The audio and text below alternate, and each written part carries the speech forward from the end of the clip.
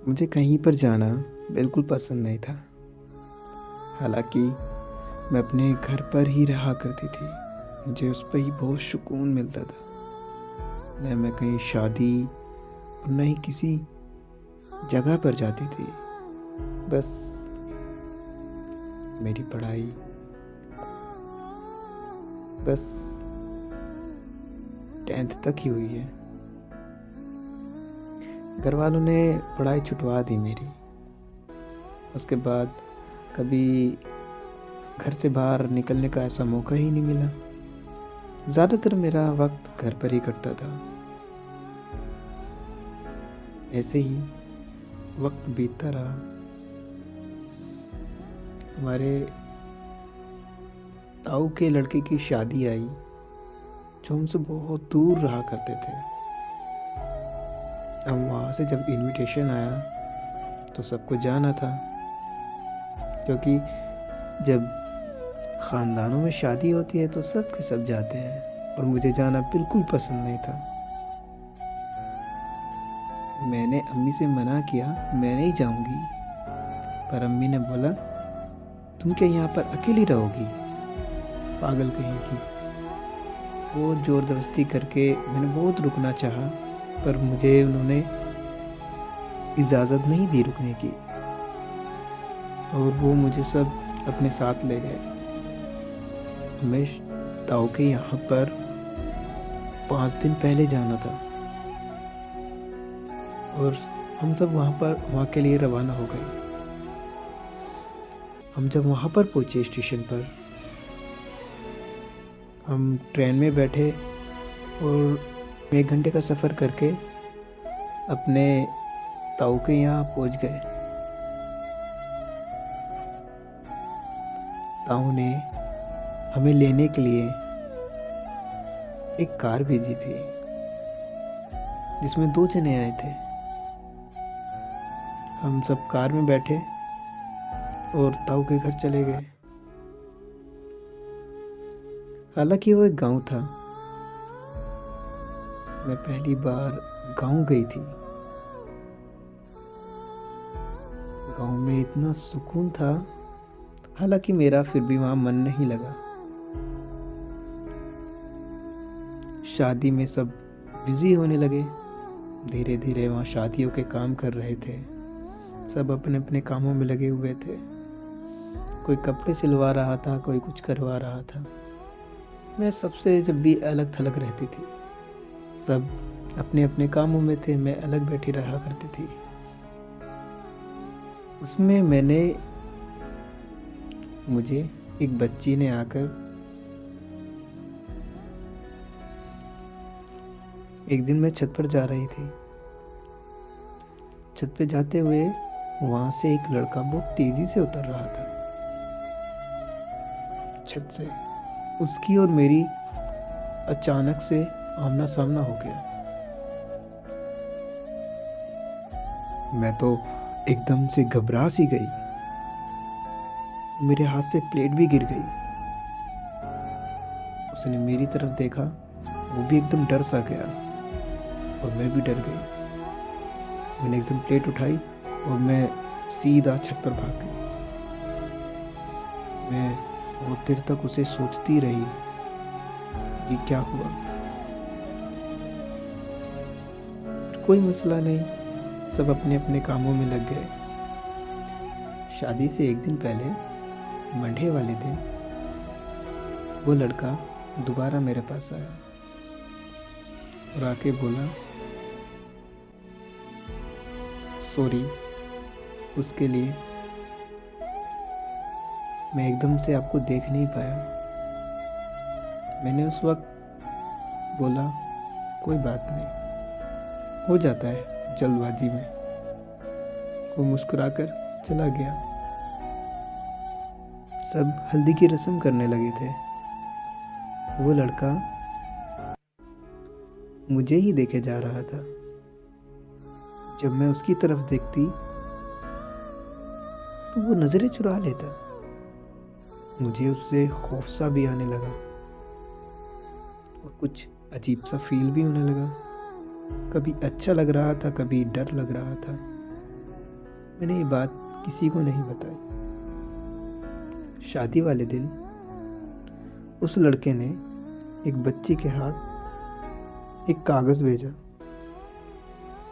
जिस पे उसका नंबर लिखा था। नंबर लिख के अपना नाम लिखा और बोला मेरे से एक बार बात करना। मैंने वो नंबर फेंक दिया। हालांकि मैं तो बहुत डर गई, ये सब क्या हो रहा है। शादी से दूसरे दिन हम सबको चौथी में जाना था। तकरीबन 1 घंटे का रास्ता था। जिस गाड़ी में हम जा रहे थे वो उस ही गाड़ी में बैठा था। वो बार बार मुझे देखे जा रहा था और मैं उससे खौफ खा रही थी। मुझे डर लग रहा था बहुत। मैं जब खाना खा के आ रही थी उस लड़के ने मुझे इशारे से बुलाया और मैं खौफ खाती हुई उसके पास चली गई। उसने कहा मुझे माफ़ कर दो उस बात के लिए। मैंने कहा आप मेरा पीछा ना करें, मुझे आप ऐसे देखें ना, मुझे आपसे डर लगने लगा है। वो बोला आप मुझसे डरे ना, मैं ऐसा लड़का नहीं हूँ। मुझे आपसे एक बात कहनी थी। मैं आपको बहुत पसंद करता हूँ, क्या आप मुझसे दोस्ती करोगी? मैं तो उसको ये बात सुनते ही सहम गई। ये क्या हो रहा है? मैं उसे वहां से डांट कर चली गई, पर वो लड़का मुझे दिखाई न दिया। पूरे चौथी के अंदर मैंने उसको देखा ना, वो हमारे साथ आया था, मुझे वो दिखाई नहीं दिया। बार बार मैं उसको देखे जा रही थी, वो मुझे कहीं नहीं दिखाई दिया। हम जब चौथी से दूसरे दिन मैंने उसे वहाँ पर भी देखा, वो वहाँ भी नहीं दिखाई दिया। मुझे तो डर सा लगने लगा। जिस बच्ची ने मुझे नंबर ला कर दिया था, मैंने उस बच्ची को दोबारा बुलाया और उससे कहा बेटा, जिन अंकल ने आपको नंबर दिया था, एक बार उनसे ये जाकर कहना कि वही अप्पी आपको बुला रही हैं। उसने कहा ठीक है। वो भागती हुई उसके पास पहुंच गई, उसको जाकर बता दिया। वो एकदम से भागा हुआ आया और मैंने कहा था छत में मिलेंगे, वो छत पे आ गया। मैंने उससे कहा क्या हुआ, तुम ना ही तो मुझे चौथी में वापसी में नजर आए और ना मुझे 2 दिन से तुम दिखाई दे रहे हो। उसने कहा इसी वजह से मैं आपको नहीं दिखाई दिया, मैं आपको बहुत पसंद करता हूँ। मुझे लगा कि आप दोबारा मुझे बहुत डांटोगे, तो इस वजह से मैं तुम्हारे सामने नहीं आ रहा था। मुझे उसकी बात पता नहीं क्यों बहुत अच्छी लगी। मैंने उससे बोला चलो लाओ अपना नंबर दो मुझे। मैंने उसका नंबर ले लिया और मैं मम्मा के फ़ोन से उसे कभी कभी बात कर लिया करती थी। बात करते करते वक्त का पता ही नहीं चला कब वो 6 महीने गुजर गए। अब हमारी बातें करते करते हमें बहुत अटैचमेंट हो गया। हम दोनों रोज बात करने लगे और धीरे धीरे मुझे भी उससे प्यार होने लगा। मैंने उसे बताया, आमान, मुझे आपसे एक बात कहनी है। उसने कहा, जी बोलो ना। मैंने कहा, मैं आपसे बहुत प्यार करती हूँ। आमान, आप मेरे साथ हमेशा रहोगे ना? आमान बोला, जी शाइमा, मैं आपके साथ हमेशा रहूँगा और मैं भी तुमसे बहुत प्यार करता हूँ। अब हम दोनों की कोई इंतहा ना रही। हमको तो ऐसे मिल गया जैसे कि बस ज़िंदगी मिल गई। सुबह बात, रात बात, शाम बात, बस बात ही बात करते थे। अब मैं गांव जाने के लिए उतावली रहती थी और हमारे अब्बा जान की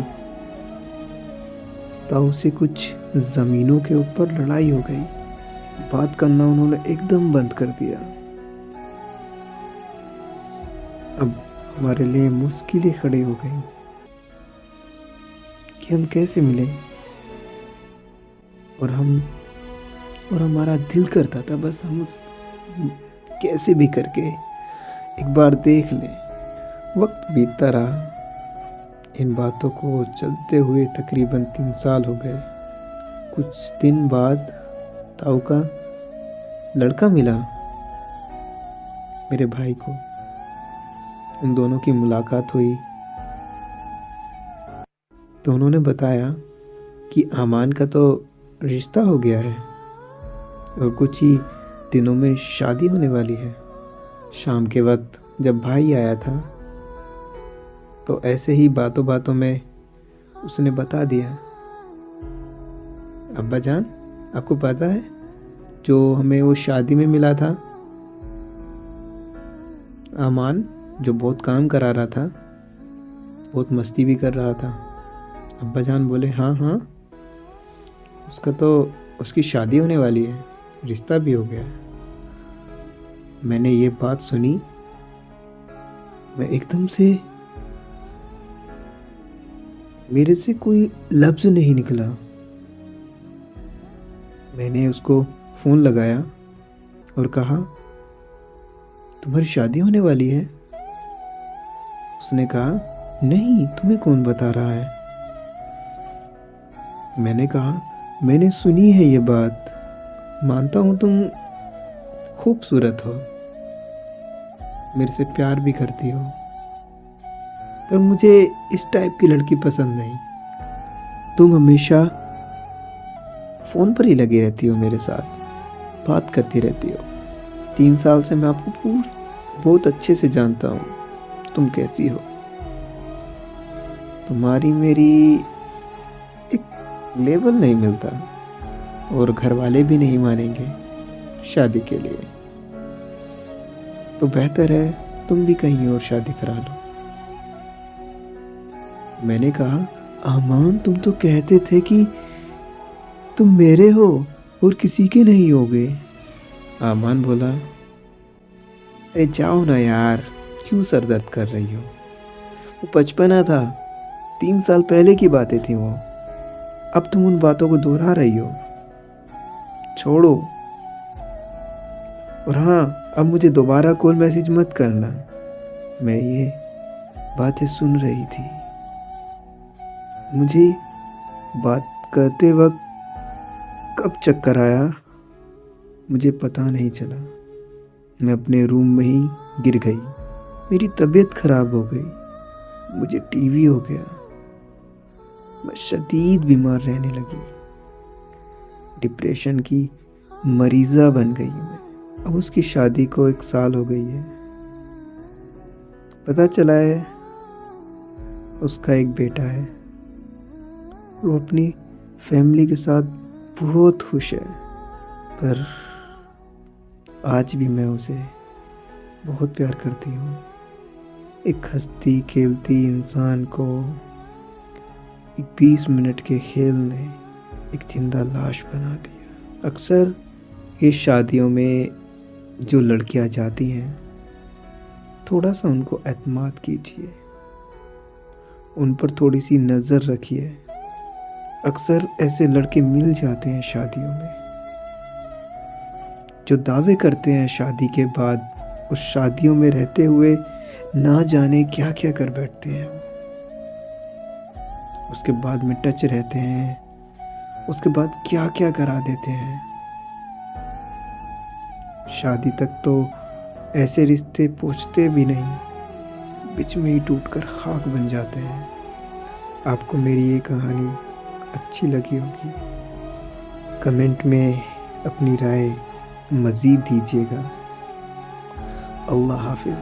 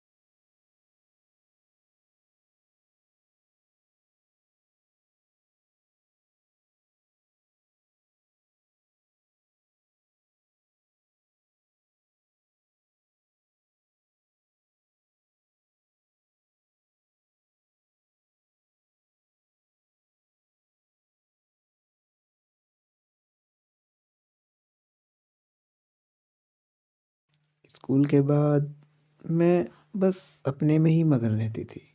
मेरी पढ़ाई,